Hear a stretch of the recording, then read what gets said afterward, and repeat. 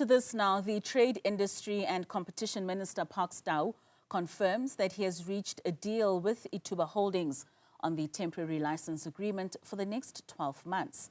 In a statement, the minister says the temporary license will ensure the continuation of lottery operations until the new operator takes over next year. This comes after yesterday's Pretoria High Court ruling that dismissed the National Lotteries Commission's bid to appoint Ithuba Lottery as a temporary operator, casting doubt on lottery operations from tomorrow. To unpack what this means, I'm now joined by Tebogo Setatu from the United Civil Society in Action.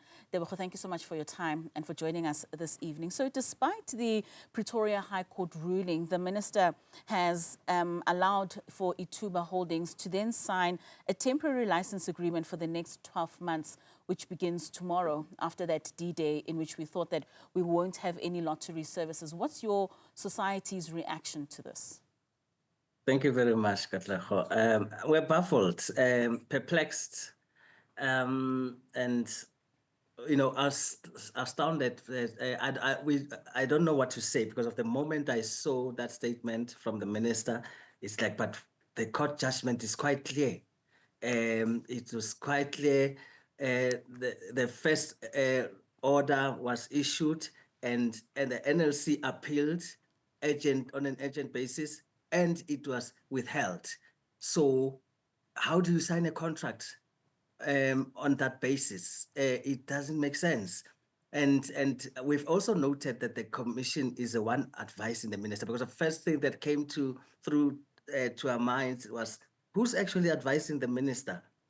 Because you can't go against a court judgment. You can't go against a court order that is very clear, that you can only have someone run the license for 5 months. The temporary license is actually illegal and unconstitutional, according to the court, not according to us. So we're taken aback. That's our simple reaction, and we are still processing this because we don't think minister is getting good advice. With that, we have to say, because if he was getting good advice, it would have been as simple as that there's a court order. You can't go and sign an agreement against the court order after the fact. Right. Well, I mean, in his statement, the minister almost elaborates as to how he went about this. I mean, he speaks of the 21 May judgment, and he says the court accepted that it's in the public interest for the National Lottery to continue to operate to raise revenues for good, worthy causes. And then he also speaks about that the court affirmed my power to appoint a temporary licensee in its judgment on the 30th of May. So in this context of both judgments of the 21st and the 30th of May, that he received and accepts then the advice of the commission to appoint Ithuba for another 12 months. Yeah, you see, the commission and the minister need to realize that we, as the key stakeholders, as civil society, this thing is about us. Government, actually, all it does is to regulate through the commission. And this is a civil society matter, but more often than not, we find that we are left behind and we are left outside the discussion. And one of the biggest things, and I will mention it here, that we've been calling for the Indaba. People would know that, as well as you guys as the media, that the NLC used to call an Indaba, where stakeholders can come together and have discussions with the NLC and advise the NLC on how to go about doing things. They've stopped that culture. And I think it's another gap that they have left, and hence they're making so many mistakes. There's no one who doubts that this is public interest. In fact, if the biggest casualty, if lottery stops tomorrow, if people are not able to buy tickets anymore, the biggest casualty is us as civil society. The biggest casualty is the communities out there who use this fund for public good. And I repeat, these funds, when they don't come with a begging bowl, these funds belong to the very communities that this money goes back to for public good. Why do I say that? Lotto tickets are bought by Black people in their majority because of they want to improve and change their lives. So that money, that percentage that goes through the trust, the National Distribution Lottery Distribution Trust goes back in that way through programs and projects. Nobody says the minister doesn't have the powers. The minister has the powers according to the law, but those powers should be exercised responsibly. You can't go against a court judgment. It's as simple as that. Whilst he has those powers to appoint a temporary license holder, he has to consider various pieces of legislations that are related. Your PFMA, is this a credible process? Is it open? Is it, you don't just do things because of you have power. You have to use power responsibly. We know what happens when you use power irresponsibly. And our wish is that this is a national disaster. And also the question ought to be asked, how did we get here? The unfortunate part is that Minister Tau came in and walked into this job. He found the mess, and that must be stated outright. He found the mess that had been caused by his predecessor. Instead of being decisive and making sure that he doesn't fall into the trap of having to be complicit because of that mess that was created, that he actually owned the mess, and he's falling deeper and deeper into the hole of owning the mess because of now his credibility is in question. So we want to encourage him to say, this is a national disaster. You need to check where things went wrong, and let's try and fix it together with the key stakeholders. The problem is that we have to come to the media and speak to you guys, speak to him through the media, because of they are very slow to engage the very people they are purporting to assist. The very people that they are saying they are saving, those are the people that they are ignoring, which is unfortunate. We hope this will change. We've got Sizekaya now. Why don't we talk amongst the stakeholders and say, how can we assist one another? Ithuba is the one with the infrastructure. It's impossible for anybody to come now and be able to take this over. But I believe that Sizekaya as well has to be given an opportunity. There must be a discussion between the current the winners and the incumbent to say, how do we help each other to take the nation forward so that we do not experience a day zero, which is a disaster. Why I reflected on Patel, former Minister Patel, having created the problem is that he held back on the RFP. He never released it on time. He allowed other issues to conflate his decision-making. And this is why even the handover process has become so difficult, because of we have lost so much time. The changeover becomes almost impossible. But there is a solution. Right. This is not insurmountable.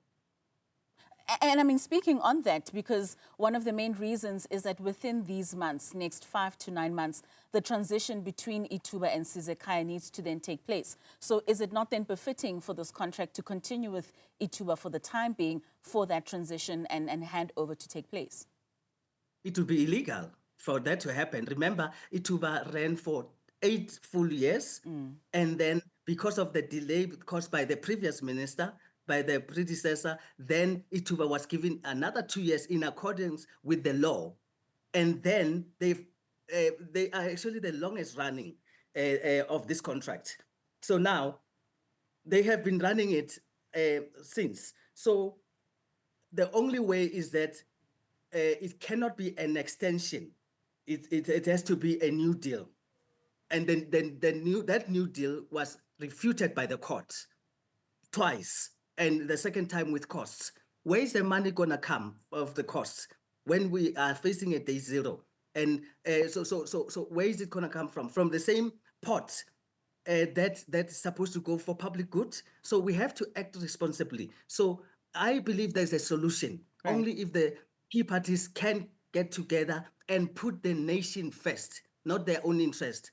Sizekaya has an opportunity to step in much sooner, but they need the assistance of the incumbent. so that the infrastructure can be utilized, because of that changeover needs that infrastructure. That takes time. And so that also it's not an unfair deal to the current winners of or the operator going forward, because of we must also note, very important, and the court has reflected on that, that the Ithuba Lottery and Ithuba Holdings is same directors in the two companies. Suppose it's just a changing of heads. So is that fair? When we apply for funding as civil society, if you come with an NPO, two NPOs, and you apply for funding, you would be told that you are double dipping because of you've got same directors being funded. So Right. why must it be different with us, and it must be the different the same thing with the current operator? Right. Why must it be? So, are there any particular instances in the past where, as an organization, you find that Ithuba Holdings operated unethically in any way, or there was in terms of compliance or their integrity, for you to have the feelings that you have with regards to this 12-month extension for Ithuba? No. They've acted, from what I know and what we've experienced, they've acted professionally. Right. The extension wasn't of their own doing. Please, let's note that. The extension was because of the predecessor, the Minister Patel, who messed this whole thing up. And now it's left with all of us, whilst he's gone, and probably sitting in a beach somewhere. So it's not the fault of Ithuba. I think they've acted professionally. They've run the lottery beautifully, and we appreciate that as a nation and as stakeholders. However, we have to act within the ambits of the law. What I'm saying is that the extension was given for 2 years after the 8-year expiry date, and then they have run their race. So now that's why Minister had issued that tender for a temporary license, and the court was very clear. You can't do it for the time that you are requesting it for, which is what?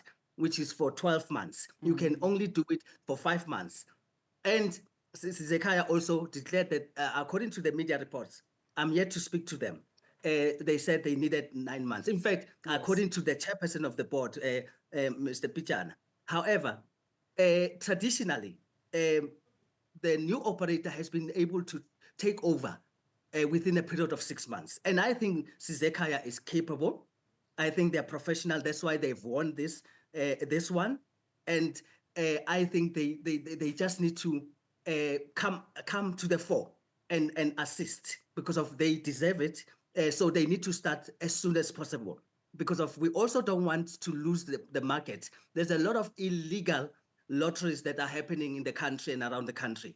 So people will migrate into those, and to get them back might be a bit of a challenge. We want to work with all the stakeholders. You see, the NLC must stop this thing of personalizing issues. When people are critical of them, when people criticize you, you grow. So they have to grow up. They stop being babies, where when you are critical of them, then they want to push you even further away, as if you are the enemy.